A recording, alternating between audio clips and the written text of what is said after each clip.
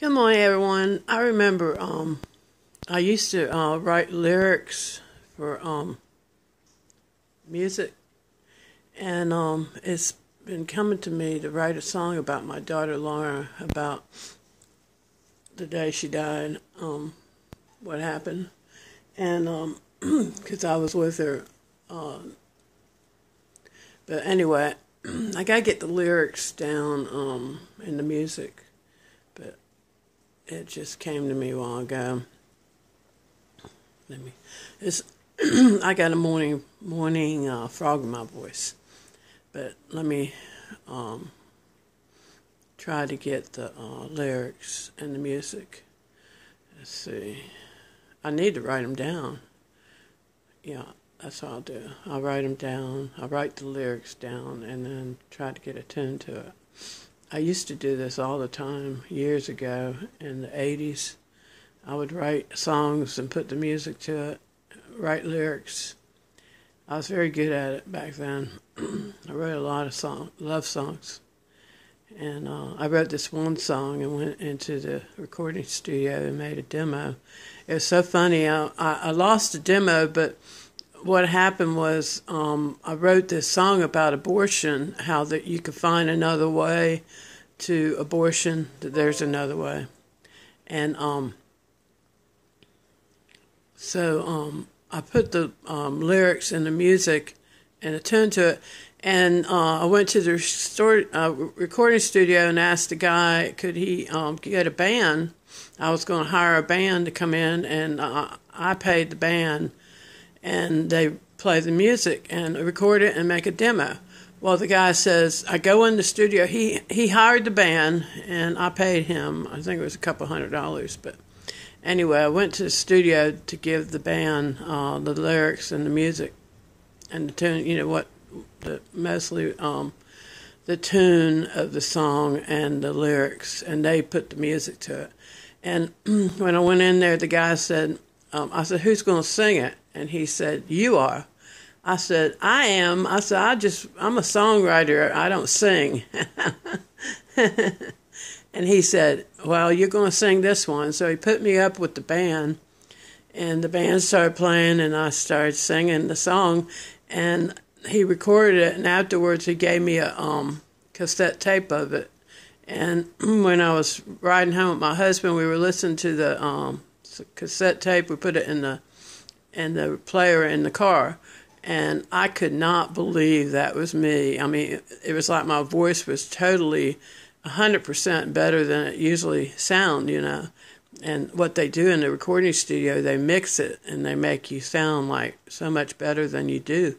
A lot of these singers, when you see them live, they don't sound as good as they are on a CD, because they mix it in the recording studio, and so you're going to sound so much better. But even if you have a good voice, like some people just have a good voice, like Elvis had a good voice, and you really didn't have to do anything with his voice. He could sing live, and he'd sound awesome. But there's some singers out there that if you hear them live, they don't sound good at all. But anyway, I just wanted to make this tape to say that I just have it in my heart to write some lyrics and tune about my daughter Lora. And but I still hold a lot of guilt in what happened to her, because the day I took her to her apartment, it was at night, about 1 a.m., I went to pick her up because she had to spend 40 days in jail for a court cost that she didn't pay. It was only like $300. But all of us thought that she needed to be in there because she had a problem with pain pills, So I felt like it was, keep her from danger. Well, it did, really. It kept her from those drug dealers out there. So she spent 40 days in jail, and she said that when she was in there, she realized, that she needed to get away from all those people, that were tempting her. And she was thinking about going to Tennessee, up in the hills with a friend, until she got better, and like a rehab. And so when I went to pick her up, my blood pressure was sky high at the time. I don't know if I took my blood pressure medicine or not, but when I left the house to go pick her, I lived at Shell Point Beach. And when I left, I was feeling really dizzy, and I knew my blood pressure was up. And so when I got there, I was sitting in the car, and she came out at 1 a.m. because they let her out about midnight, but they had to do all the paperwork. And when she came out to the car, I was going to ask her if she could drive, and we could drive to my place, in Shell Point.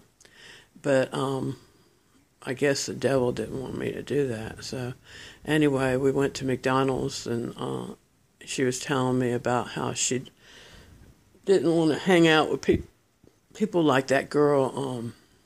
What is her name? This girl that she was hanging. Her name was Jamie, but it's not the good Jamie. It's the bad Jamie.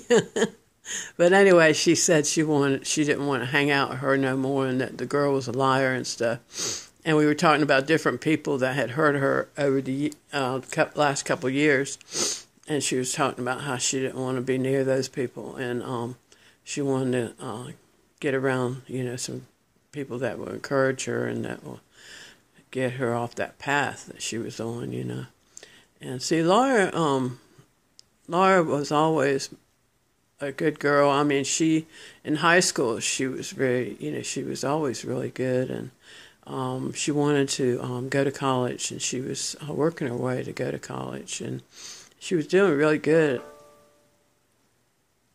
And then she started hanging out with the wrong kind of people. OneDrive isn't signed in. I don't know what that means. But let me get that off there.